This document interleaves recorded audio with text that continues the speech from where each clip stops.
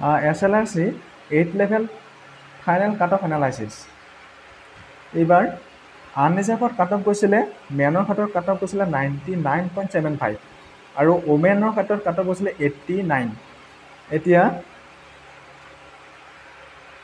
এইবাৰ এইবুলি ভাইবা যিহেতু 15 মাৰ্কছৰ ভাইবা হৈছে আৰু আমি এটা যদি এভাৰেজ মাৰ্কছ যদি আমি ধৰি লওঁ এভাৰেজ মাৰ্কছ যদি আমি কিমান ধৰি লওঁ 11 মাৰ্কছ 11 মাৰ্কছ যদি ধৰি লওঁ 99.75 প্লাছ 11 মাৰ্কছ যদি আমি এড কৰোঁ কিমান পাম বাৰু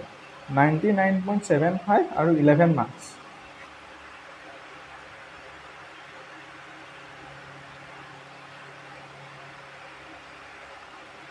এশ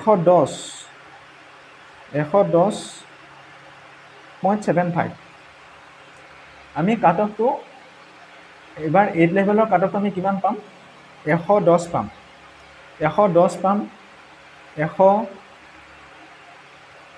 109 পাম বা 108 বা তাতকৈ যদি বেছি হয় 112 111 আমি কিমানখিনি আনৰিজাৰ্ভৰ ক্ষেত্ৰত কিমানখিনি কাট অফ পাম 108 109 111 112 এইখিনি কাট অফটো আমি পাম আৰু যদি আমি এভাৰেজ ধৰি লওঁ 110.75 মানে 110.75 কাট অফটো হোৱা দেখা যাব আৰু ওমেনৰ ক্ষেত্ৰত কাট অফ গৈছিলে 89 আৰু আমি ভাইবাৰ মাৰ্কছ আমি কিমান লৈছোঁ 11 মাৰ্কছ আমি ভাইবাৰ মাৰ্কছ লৈছোঁ 11 মাৰ্কছ ভাইবাৰ মাৰ্কছ লৈছোঁ কিমান পাম কাট অফ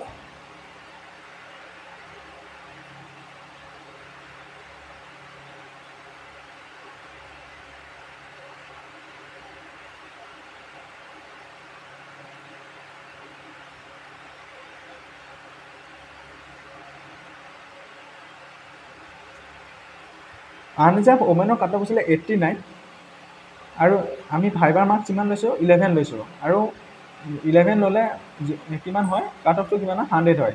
আৰু তেওঁলোকৰ কাট অফটো কিমান হোৱাৰ পৰা চান্স আছে 108 109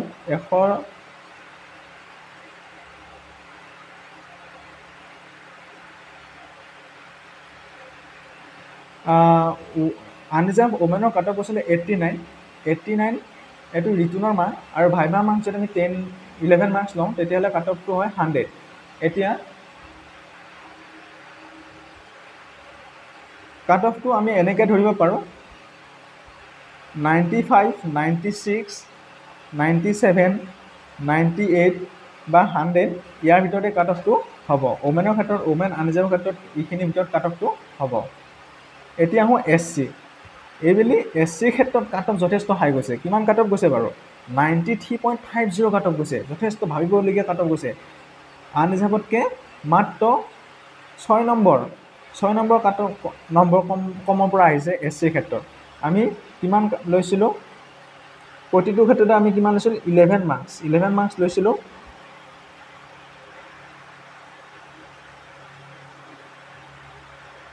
আৰু এতিয়া ৰিটুনৰ মাৰ্কছ আমি ফাইনেল কাট অফৰ মাৰ্কছ কিমান পাইছোঁ 114 আমি কেনেকৈ ধৰিব পাৰোঁ 110ৰ পৰা ধৰিব পাৰোঁ 110 111 112 113 আৰু 114 আমি এইখিনিৰ ভিতৰতে আমি কাট অফটো পাম মিনিমাম কাট অফ হ'ব পাৰে 110 হ'ব পাৰে আৰু মেক্সিমাম 114ৰ ভিতৰত কাট অফটো হোৱা দেখা যাব আৰু ওমেনৰ ক্ষেত্ৰতো ঠিক তেনেকৈ 86.25 যথেষ্ট ভাবিবলগীয়া কাট অফ গৈছে হয়তো পোষ্ট ভেকেঞ্চি যথেষ্ট কম আছে 8 লেভেলত সেইকাৰণে কাট অফটো হাই গৈছে 86.25 যদি আমি ভাইবাৰ মাৰ্কছ যদি আমি 10 মাৰ্কছ লওঁ তেতিয়া কাট অফটো হ'ব এটা এভাৰেজ কাট অফ 96 যাব হয়তো তাতকৈ কম যাব পাৰে আমি কাট অফটো 90ৰ পৰা ধৰিব পাৰোঁ 90 91 92 93 94 95 আৰু 96 এইখিনিৰ ভিতৰতে কাট অফটো হোৱা দেখা যাব এতিয়া আহোঁ আমি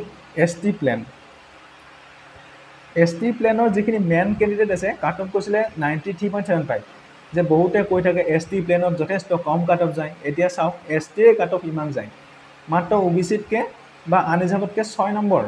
নম্বৰ কমকৈ গৈছে চা OBCতকৈ মাত্ৰ 2 নম্বৰহে কমকৈ গৈছে ইমানখিনি এটা হাইলি কম্পিটিটিভ হৈছে এতিয়া চা আমি প্ৰতিটো ক্ষেত্ৰতে আমি কিমান লৈছোঁ 11 মাৰ্কছ এটা এড কৰি গৈছোঁ ভাইবাৰ মাৰ্কছ 11 মাৰ্কছ আমি এড কৰি গৈছোঁ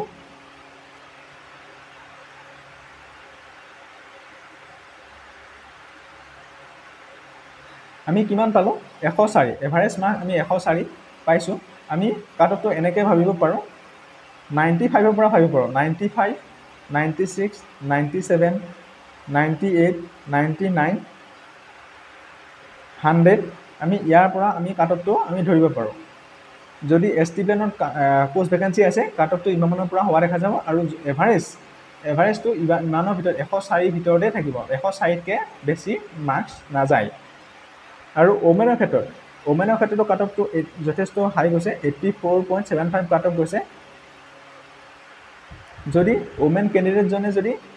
প্ৰত্যেকটো কেণ্ডিডেটে যদি আমি এটা এভাৰেজ মাৰ্কছ ধৰি লওঁ 10 মাৰ্কছ পাইছে বুলি ধৰি লওঁ তেতিয়াহ'লে কিমান যাব পাৰে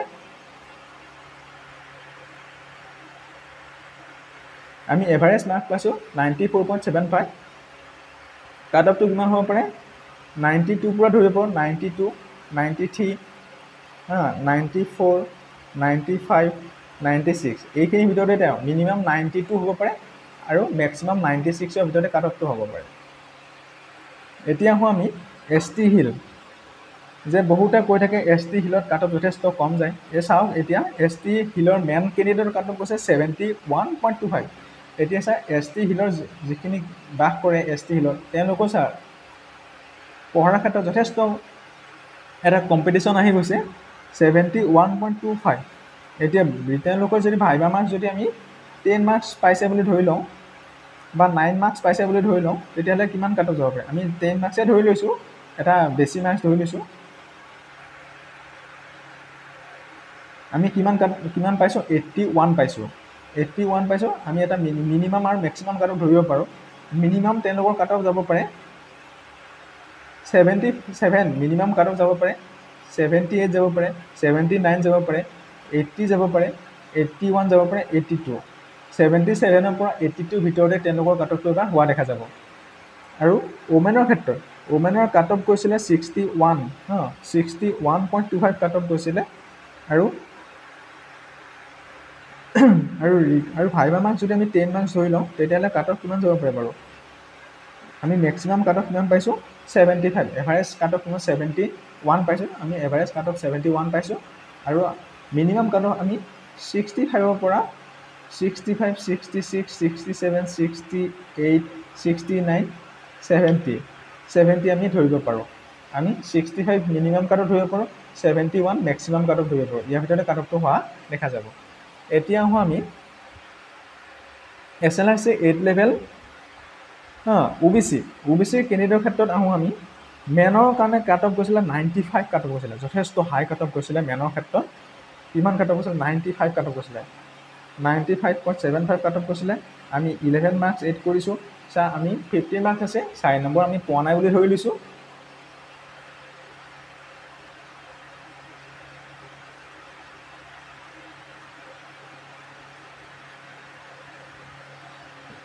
আমি কিমান পাইছোঁ 106 আমি এভাৰেজ মাৰ্কছ পাইছোঁ আমি কিমানৰ পৰা ধৰিব পাৰোঁ OBC ক্ষেত্ৰত 104 আমি মিনিমাম কাট অফ ধৰিব পাৰোঁ 105 106 107 বা 108 আমি মেক্সিমাম 108 হ'ব পাৰে আৰু মিনিমাম 104 ভিতৰত আমি OBC মেনৰ কাট অফটো আমি পাম আৰু ওমেনৰ ক্ষেত্ৰত আমি কাট অফ পাম 85.25 প্লাছৰ কাট অফ গৈছিলে ওমেনৰ ক্ষেত্ৰত আমি 10 মাৰ্কছ ওমেনৰ ক্ষেত্ৰত ধৰি লৈছোঁ আমি ওমেনৰ এভাৰেজ কাট অফ পাইছিলোঁ 95 আমি কাট অফটো কিমানৰ পৰা পাম 94 মিনিমাম কাট অফ পাম 95 এভাৰেজ কাট হ'ব 96 97 98 একদম হাইয়েষ্ট হ'ব 98 তাৰ তলত থাকিব আৰু মিনিমাম যদি যায় 94 ইয়াৰ তলতে থাকিব আৰু মেক্সিমাম আৰু এইখিনি কাট অফটো হোৱা দেখা যাব আমি ক'ব নোৱাৰোঁ যে এইখিনিতে হ'ব আমি 94 পৰা 98ৰ ভিতৰতে আমি OBC ওমেনৰ কাট অফটো পাম এতিয়া আহোঁ আমি OBC টি টাইপ যিহেতু টি টাইপত কিমান ৰিলেক্সেশ্যন থাকে বাৰু OBC টি টাইপৰ ৰিলেক্সেশ্যন কিমান থাকে 3% থাকে আচ্ছা কাট অফ কিমান গৈছে OBC মেনৰ ক্ষেত্ৰত কাট অফ গৈছিলে 86 আৰু ওমেনৰ কাট অফ গৈছিলে 80 86.25 ভাইবা মাৰ্কছ যদি আমি 10 মাৰ্কছ লওঁ কিমান হ'ব পাৰে 96 হা আমি 95 মিনিমাম কাটত যাব পাৰে মেক্সিমাম 96 হ'ব পাৰে 97 হ'ব পাৰে 98 মেক্সিমাম 98 হ'ব পাৰে আৰু 95ৰ ভিতৰত কাট অফটো হ'ব আৰু ওমেনৰ ক্ষেত্ৰত কাট অফটো কৈছিলে 80.25 ভাইবা মাৰ্কছ যদি আমি 10 মাৰ্কছ লওঁ এভাৰেজ লওঁ তেতিয়াহ'লে কিমান হ'ব 90 এভাৰেজ হ'ব আৰু আমি কাট অফটো আমি ধৰিব পাৰোঁ আমি অলপ কমাই ধৰিছোঁ বাৰু 88 মিনিমাম কাট অফ হ'ব পাৰে 89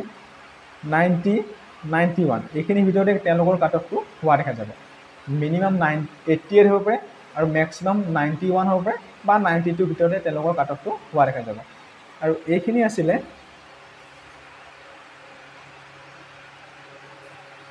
এই কাট অফখিনি আছিলে 8 level SLRC 8 level final cut off analysis unreserved SC ST হিল OBC আৰু OBC টি টাইপ এইখিনি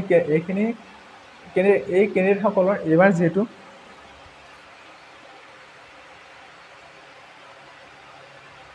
এইট লেভেল ৰিটুন আৰু ভাইবা মিলাই যিখিনি কাট অফ হ'ব এই ভিডিঅ'টোত দাঙি ধৰা হৈছে আৰু এইটো ফাইনেল কাট অফ হ'ব নোৱাৰে ফাইনেল কাট অফ যেতিয়া তেওঁলোকে যিহেতু অক্টোবৰ 10 তাৰিখে এপইণ্টমেণ্ট লেটাৰ দিব তাৰ আগতে ছেপ্টেম্বৰ বা পূজাৰ আগতে তেওঁলোকৰ যিখিনি ৰিজাল্ট আছে সেইটো মুকলি কৰি দিব এইটো ফাইনেল কাট অফ নহয় এটা জাষ্ট ধাৰণাহে কৰা গৈছে কাট অফটো ইমানৰ পৰা হ'ব পাৰে বুলি ধাৰণা কৰা গৈছে থেংক ইউ গাইজ